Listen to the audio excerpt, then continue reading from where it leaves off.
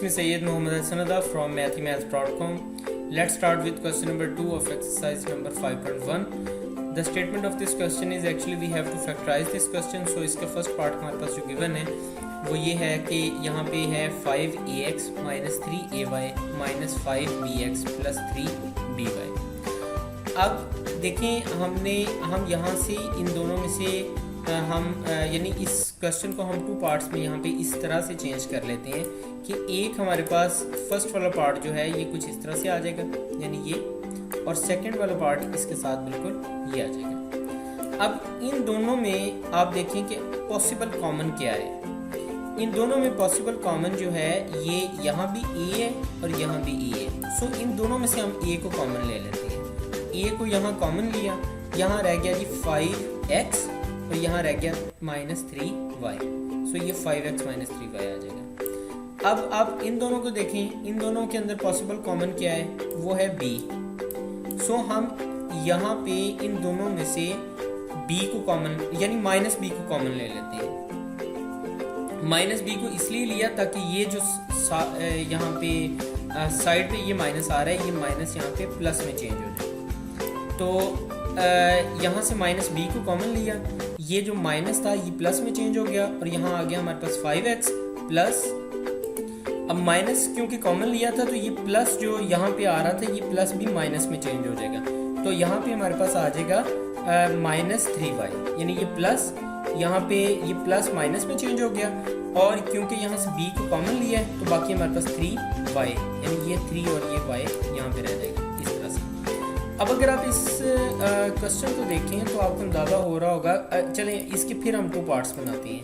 एक हमारे पास ये बन गया और एक हमारे पास ये बन गया. अब अगर आप इसमें देखें तो आपको अंदाज़ा हो रहा होगा कि इसमें दोनों में 5x - 3y दोनों में कॉमन है. तो इन दोनों में से 5x - 3y को आप कॉमन ले लें. तो हमने यहाँ से 5x - 3y यहाँ से भी दोनों में से कॉमन लिया. इधर रह गया a, इधर रह गया -b, तो ये आ जाएगा a - b. सो इस तरह से हमने क्वेश्चन नंबर 2 के फर्स्ट पार्ट को फैक्टराइज कर दिया. अब चलते हैं इसके सेकंड पार्ट की तरफ. इस सेकंड पार्ट के अंदर कुछ इस तरह से हो रहा है कि यहाँ पे 3xy + 2y - 12x - 8 आ रहा है. अब हम यहाँ पे इस क्वेश्चन को भी 2 पार्ट्स में चेंज करते हैं. यहाँ पे एक पार्ट हमारे पास ये आ जाएगा, दूसरा पार्ट हमारे पास ये आ जाएगा. इन दोनों में से आप देखें कि जो पॉसिबल यहाँ पे कॉमन आता है उसको हम कॉमन निकाल लेते हैं. जैसा कि यहाँ पे अगर हम देखें तो इन दोनों में y कॉमन है. सो इन दोनों में से हमने y को कॉमन ले लिया.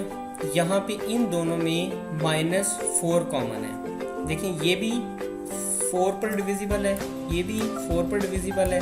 सो इन दोनों में से हम -4 को कॉमन ले लेते हैं. देखें यहाँ से y को पहले तो यहाँ इन दोनों में से y को कॉमन लिया, ये हमारे पास आ जाएगा 3x + 2 इस तरह से. फिर इन दोनों में से हमने -4 को कॉमन लिया.